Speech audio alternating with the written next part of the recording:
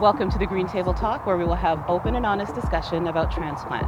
I'm your host, Jennen Johnson. Do you know how long your mom was living with liver failure prior to her telling the family? Process it's so foreign, right? Like, how does one get a kidney? It was so surreal. When I was going through my kidney failure, everybody came out. Everybody had an opinion. Everybody was a doctor. And so I had a whole bunch of suggestions. Do this fast, do that fast. You gotta cleanse, you gotta juice. So my question to you is any of this real?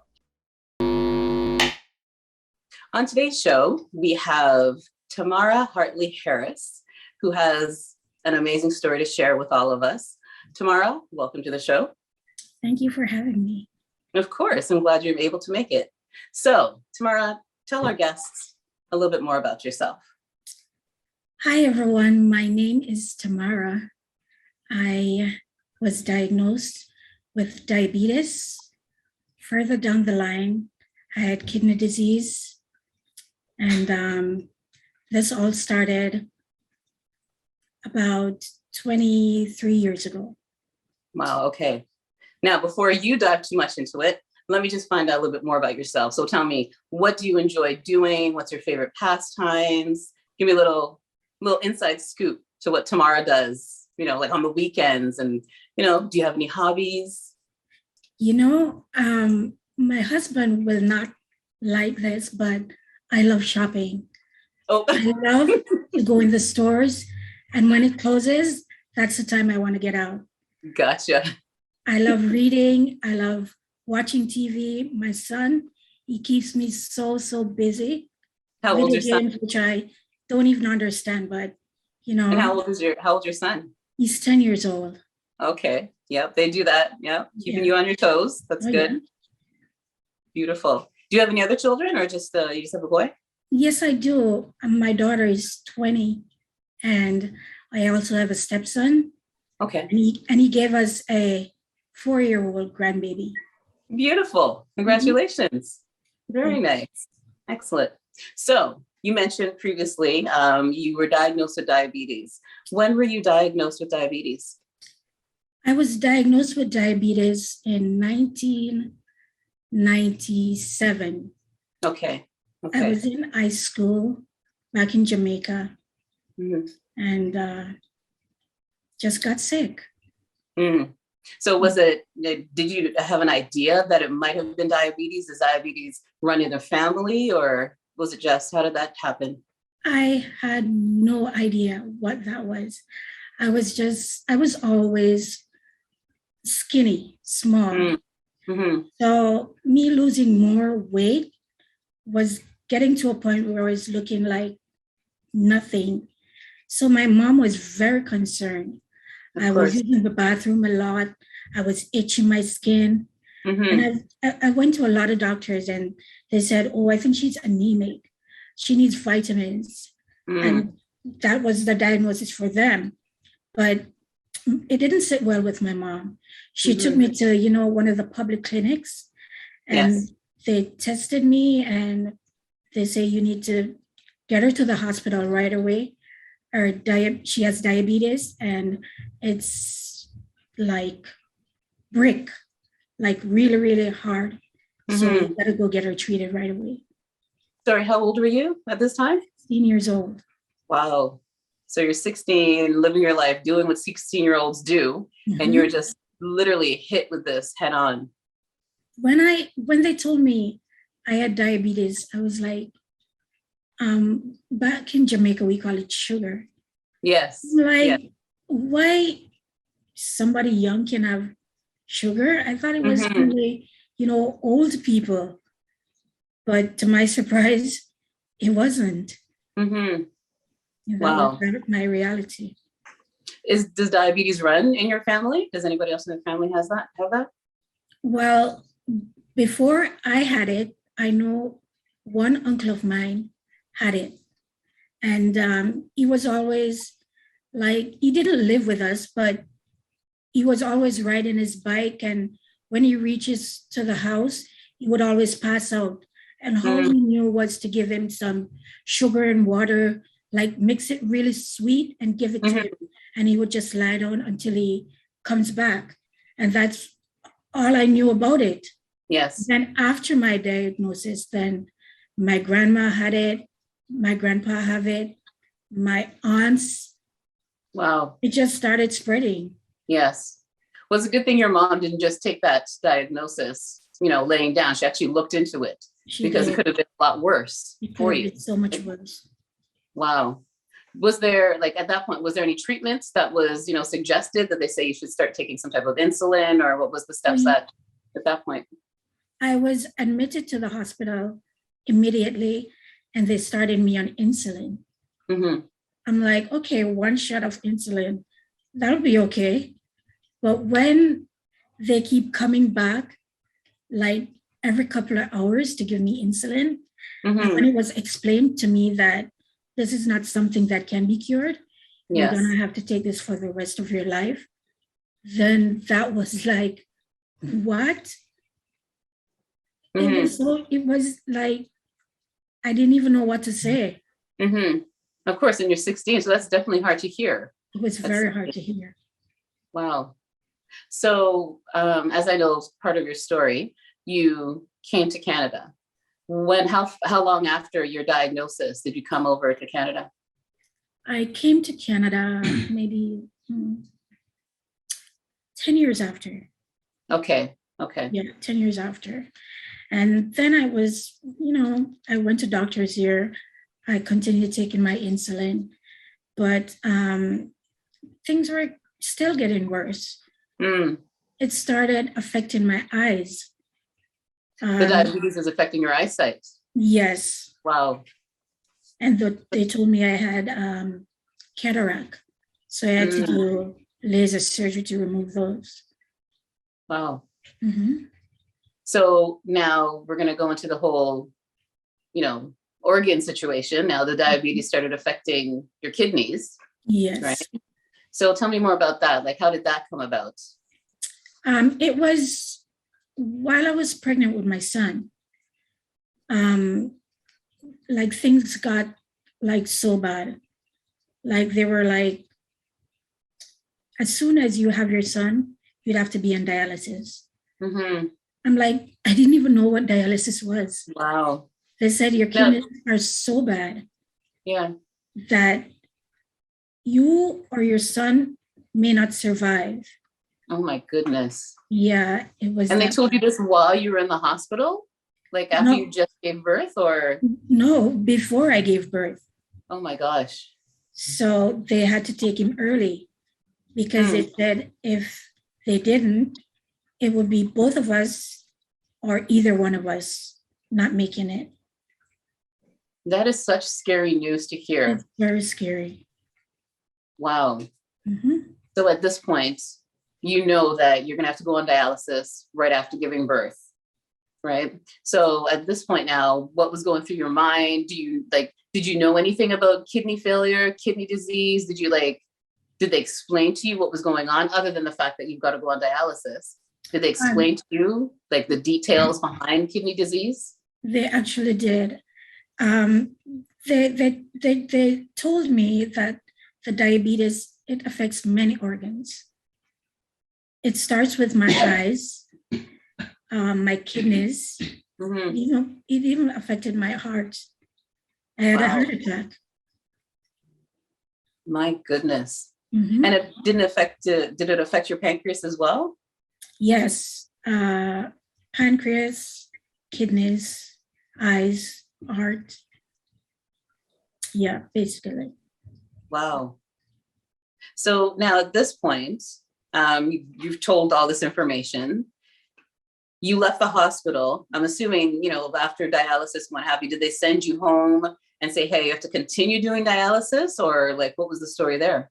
I did come home after giving birth, but I was on peritoneal dialysis where I did it at home.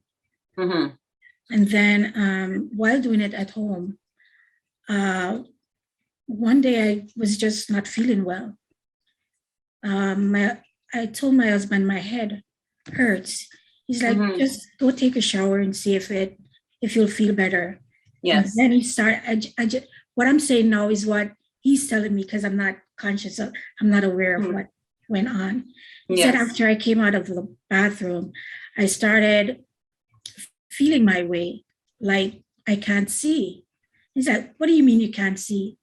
And he said, I said I couldn't see and I couldn't see anything. So he took me to the hospital and there they admitted me. I didn't even know when I got the hemo because I was so out of it.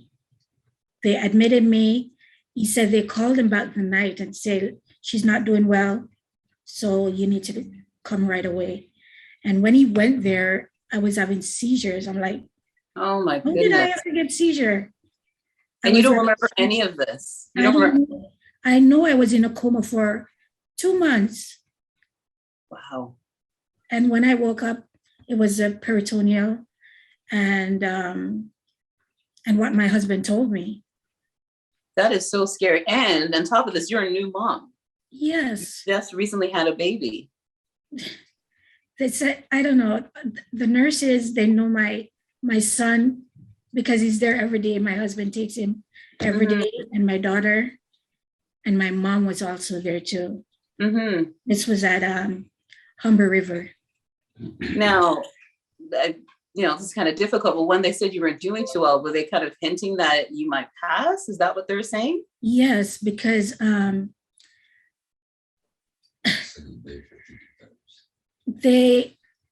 it's in my notes, and my husband told me, because when he told me, I couldn't believe it. They had to resuscitate me like 52 times, like shock me. And I was like, no, it's not real. But I got the documents from the hospital and I read it myself. And I was like even to this day, it's like, you can't believe it. And I'm still here. Yes. Wow. That's amazing. That's amazing. And you have no recollection. None of that 2 months. I was in the coma for 2 months. And after the coma, I was in the hospital for another 2 months. So it's 4 months altogether. I knew what was happening when I woke up. And all the procedures, my diabetes, like every night, I would have to press the call bell because it was dropping so low that I was almost passing out.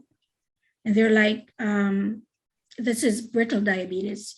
So we cannot control it. And they don't know what to, they were left puzzled. They don't know what to do. It wasn't being controlled. So now when it comes to the kidney and the pancreas, when you found out that you had to have a kidney transplant and a pancreas, have your like, that's a lot of information you're being told.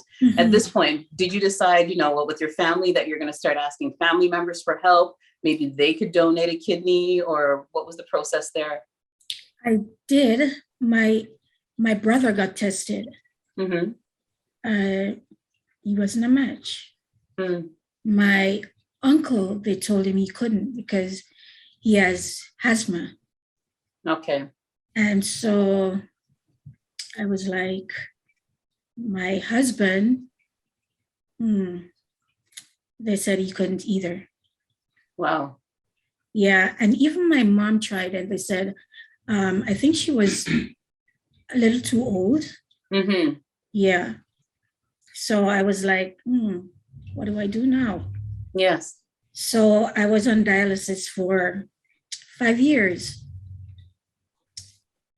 A very rough 5 years. I can imagine. Dialysis, it does good and it does, like, it eats you out. It has its side effects. Down. Yes, I know. Wow. So now you found out that, like you said, you're on dialysis for about 5 years, which is a really long time. Now, what were your steps into getting a kidney? I think they asked me if I would be interested. I said, of course, but I was wondering, they said you have to be in the list for maybe 5 to 10 years. Mhm. Like, oh my God, I think I make before that. I don't Yeah, want to say, I but know. you know what? My husband, he prays like he's a He's a God-fearing religious man. prayer. And then Yeah, he's faithful. he Yes. yes, and he passes his faith on to me. I had Mhm. before, but he strengthens it.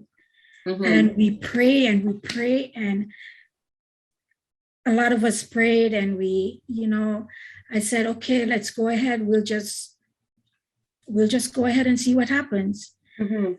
And so I So you were started on to the do it. list. Yes, I was on the list. Okay. And I think every 6 months I had to do transplant workup, to Yeah. see where my level's at. I got called once shortly after the hospitalization, and they said, oh no, I went in. They said, oh no, you're too weak. At that time, I still couldn't walk properly because being in the coma, I wasn't getting moved around a lot. Yes. My legs were, even up to this day, I'm still suffering from that.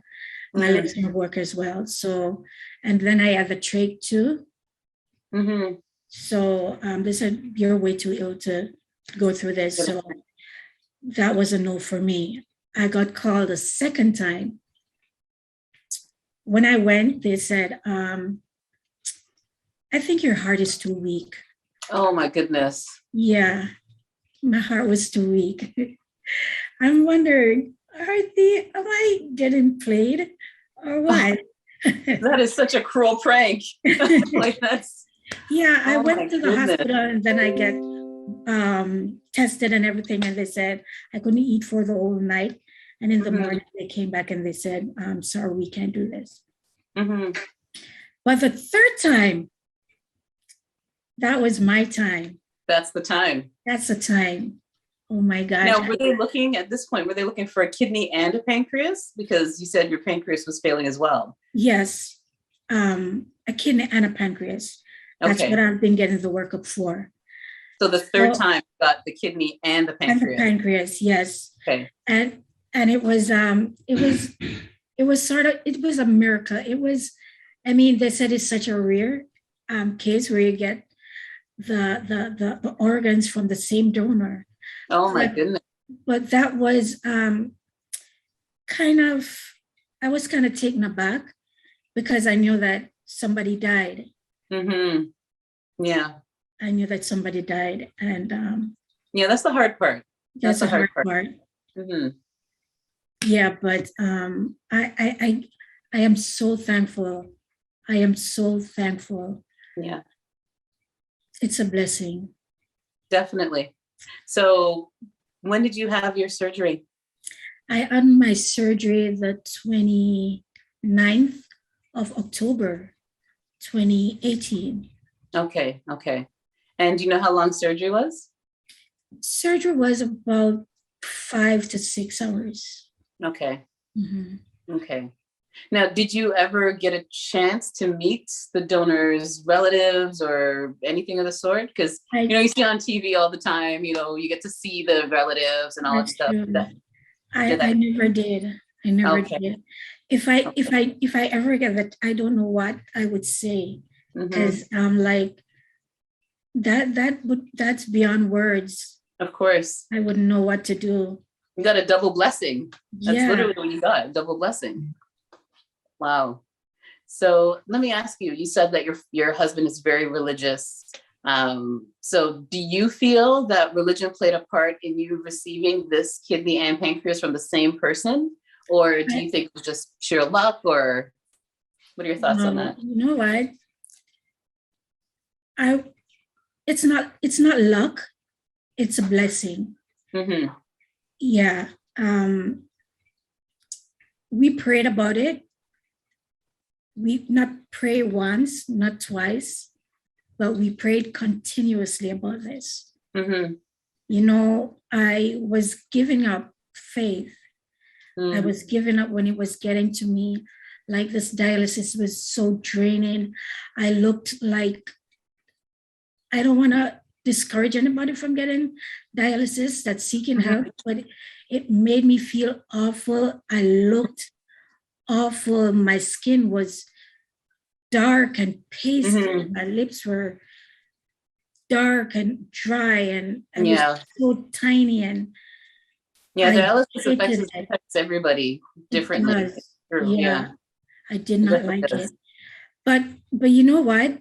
When I went there in the days, oh my God, those nurses and those doctors, Mhm. they're amazing. Mhm. They are amazing. And the patients too, they're like, I don't know if because I look so small, or, they're so friendly. They're like, come here, my friend, and how are you? And we would talk before all of this start, and we'd say bye to one another. What And, did you have your dialysis? at Humber River. Okay, gotcha. Yeah. Yeah, it's like you form a bond with True. everybody that's there, That's because you're so on the true. dialysis area and you're just sitting there for like 3 hours or whatever the length of time, and you just Yeah. talk to one another, the other patient beside you, and share Right. stories. And so yeah, I know exactly what you're talking about. I went through the exact same thing. It's like it's a bond, because you have something in common. You know what I Yes. mean? You have something in common. So that's good that that aspect of it was positive for you. That's good. Yeah. So 2018, you had surgery. What's life like now after surgery? Life is good. Good. Life is good, but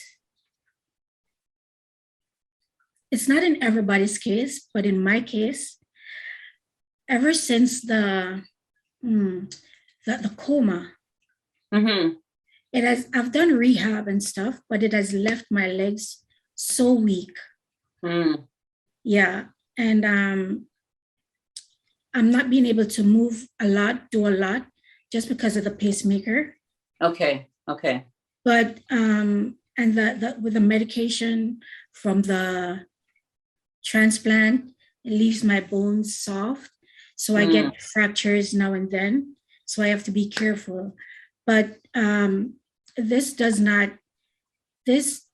is nothing compared to what I've been through. And I would still do it all over again, just to get this transplant, because life is so much better. Yes. And you look gorgeous, so you can't go wrong with that either. Thank right? you. I know. I'm glad everything was so successful for you. That's a blessing.